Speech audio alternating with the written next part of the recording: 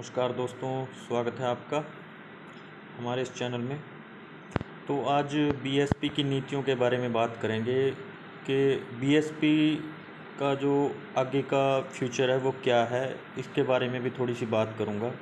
एक सलाह भी देना चाहूँगा बहन कुमारी मायावती जी को कि वो इस सलाह को मानें और उस पर चलें, तो ये जो इलेक्शन है 2022 के वो जीत भी सकती हैं। ये मेरा पक्का कॉन्फिडेंस है।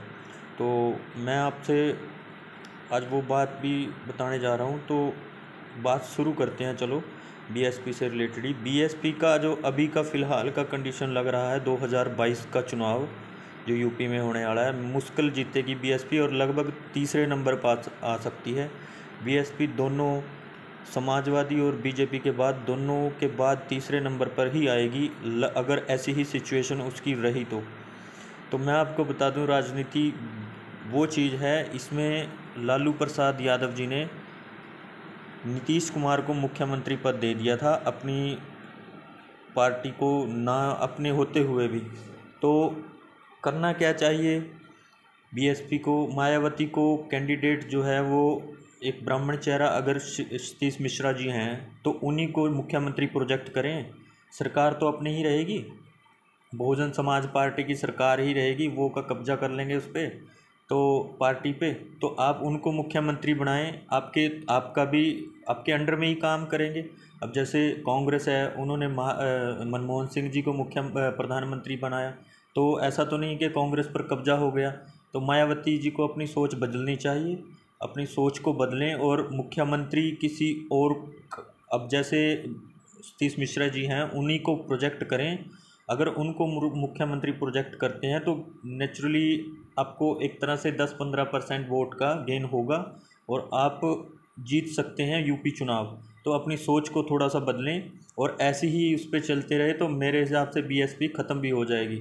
अपनी पुरानी जो विचारधारा है उसको लेके तो पार्टी बीएसपी बहुजनों की ही रहेगी। कैंडिडेट कोई भी जीते, कोई दिक्कत नहीं। मुख्यमंत्री कोई भी बने। मैं तो ये भी कहूँगा कि प्रधानमंत्री भी अगर कभी आगे प्रधानमंत्री का भी हो तो उसमें भी आप अपर कास्ट को, क्योंकि देखो उनके बिना सरकारें चलेंगी नहीं, तो सबको साथ लेके तो चलना ही पड़ेगा, उनको बड़े पदों देना पड़ेगा। हाँ, उसमें ये होगा कि आपका समाज के सारे कार्य होंगे। ये नहीं है कि आपने उनको मुख्यमंत्री बना दिया तो इसका मतलब वो आपकी नहीं सुनेंगे। आप तो मेन हैं, आप पार्टी के अध्यक्ष हैं, आपकी सुनी जाएगी। तो आप उनकी बात उनको प्रोजेक्ट करें, मुख्यमंत्री का चेहरा, और कंपेन अच्छे से करें और यूपी की सत्ता में आप वापस आ सकते हैं। अदरवाइज़ कोई चांस नहीं है कि आप जीत सकते हैं। हमारे हिसाब से तो बिल्कुल ही, अब पिछली बार 17-18 आई थी, 19 आई थी, अब की बार उससे भी कम आ सकती हैं। मेरे हिसाब से बिल्कुल ही कम जाएंगी अगर जे आपने कोई बड़ा कदम नहीं उठाया इस चुनाव में। तो आपकी तो जीरो परफॉर्मेंस अभी दिख रही है। जिस हिसाब से आप काम कर रहे हो, कोई काम का तरीका लग ही नहीं रहा है। ये छोटे छोटे उससे बड़े ऑर्गेनाइज करने पड़ते हैं, बड़े बड़े जो रैलियाँ एरा वगैरह वो सब होती है, चुनाव के टाइम पे करेंगे तो उसका कोई बेनिफिट मेरे को नहीं लगता बीजेपी आपको होने देगी। तो आप ही से अपने प्रोजेक्ट को, जो मुख्यमंत्री का चेहरा है उसको प्रोजेक्ट करें, उस पर काम करें। और आप अदर कास्ट अपर कास्ट को जोड़ेंगे, उनको बड़े पदों पर अगर उनका मुख्यमंत्री होगा तो ऑब्वियस ही है, अगर उनमें ज़्यादा काम करने की क्षमता है तो करने दो। और अगर उनके साथ जुड़ते हैं लोग तो उसमें उसमें हमें क्या दिक्कत है? उनके साथ जुड़े लोग, ठीक है, पार्टी बीएसपी का ही रहेगा क्योंकि वहाँ पे तीन ही पार्टियाँ, बीएसपी जो है अभी दूसरे तीसरे नंबर की पार्टी है, तो मेन है अभी। तो आप समय को बचाएं और महत्वपूर्ण कार्य जो है ये इसको करें और इस पर काम करें। तो मेरी तो यही सिचुएशन है। अगर मायावती जी की जगह इस समय अगर कांशीराम जी होते तो वो पार्टी से अपनी, जो मुख्यमंत्री पर्सनल अपने गेन से ज़्यादा वो पार्टी का सोचते कि पार्टी को आगे सत्ता में कैसे लाना है। पार्टी को मेन मकसद होता है किसी भी राजनीतिक दल का, पार्टी सत्ता में रहे, चाहे उसका मुख्यमंत्री भी ना रहे, ठीक है। अब जैसे मान लेते हैं अगर आपको उनको ही आगे नहीं करना है तो समझौता करके आप अखिलेश यादव जी को मुख्यमंत्री पद का प्रोजेक्ट का कर दें, तो उससे कितनी वोट मुस्लिम उनके साथ हैं, ओबीसी है, यादव उनके साथ हैं, और आपका सारा वोट बैंक इधर शिफ्ट हो जाएगा, आपका उप मुख्यमंत्री हो जाए, किसी और को बना दें, तो आप तो फिर भी राष्ट्रीय अध्यक्ष ही रहेंगी। तो आप काम करें इस दिशा में, और ये जो सिचुएशन है इसको थोड़ा सा बदलें। अभी तो बिल्कुल ही ना के बराबर ही है बीएसपी का जीतना।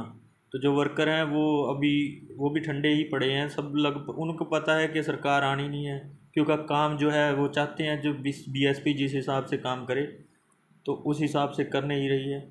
तो थोड़ा सा फ़र्क तो होता है लेडीज़ और जेंट्स में। वो अपनी ये जो लालू प्रसाद जी हैं वो उनका थोड़ा किस तरह मतलब उन्होंने देखा नहीं कि मेरी सरकार में आने चाहिए, उन्होंने यही देखा कि सरकार में हम रहेंगे। मुख्यमंत्री उन्होंने अपने लड़के उप मुख्यमंत्री बनाया, तो सरकार में सत्ता में रहे वो नीतीश जी के साथ। पर वो चाहते तो ना गठबंधन करके वहाँ पे अपना सोचते अकेले लड़ता हूँ, अकेले लड़ोगे तो फिर हारोगे, ये तो पक्का है। आपको उनके साथ जाना चाहिए, अखिलेश जी के साथ जाओ, अखिलेश यादव जी से करो समझौता करके। ये नहीं है कि आप अपने ऊपर को चौड़ा होके बैठ गए, अपने आप को बड़े मान के अभी भाई हम हो गए सारा, तो सत्ता सारी उम्र नहीं आएगी, आप डूबते चले जाओगे। अपने आप को थोड़ा सा डाउन करके अपने को जो ईगो है उसको कम करें, और ईगो को कम करके अपना जो समाज है उसकी ओर भी सोचें थोड़ा सा। अगर वो भी सत्ता में रहेगा, थोड़ा सा जो उनके ऊपर अत्याचार होते हैं तो वो अत्याचार कम होंगे। अपने समाज का सोच के अपनी पर्सनल गेन को ना लेके चलें कि मैं ही मुख्यमंत्री बननी चाहिए तभी सारा काम होगा। तो आप उनको अपना समर्थन दे के उनसे समर्थन लेके, अब आपको लोकसभा में 10 सीटें मिल गई तो आप अकेले लड़ते एक भी नहीं आनी थी, ठीक है। आपने समझना चाहिए ये बातें। पता नहीं क्या मायावती जी क्या सोचती हैं कि किस तरह की राजनीति पे चल रही हैं। अपना समझौता करके बीजेपी को अगर बाहर करना है तो आप उनको ज़रा उनसे समझौता करें, और अपना जैसे भी है कॉम्प्रोमाइज़ करके चलें। तो जितना कॉम्प्रोमाइज़ करेंगे, अपनी सरकार में आने का मेन मकसद आपको सरकार में आना है। मुख्यमंत्री कोई भी हो, हमें इससे कोई मतलब नहीं है। मुख्यमंत्री आप सरकार में रहेंगे तो आपके भी होगा, हाँ बीएसपी और उसका गठबंधन की सरकार है। ये थोड़ी ना है कि आपको बस मुख्यमंत्री ही बनना है, मुख्यमंत्री ही बनना है। तो अपना इस बारे में ज़रा मायावती जी सोचें। तो इस वीडियो को ज़रा शेयर लाइक करें और मायावती जी तक पहुंचाएं कि आप थोड़ा सा काम को सुधारें अपने तरीके को। सो जय भीम दोस्तों।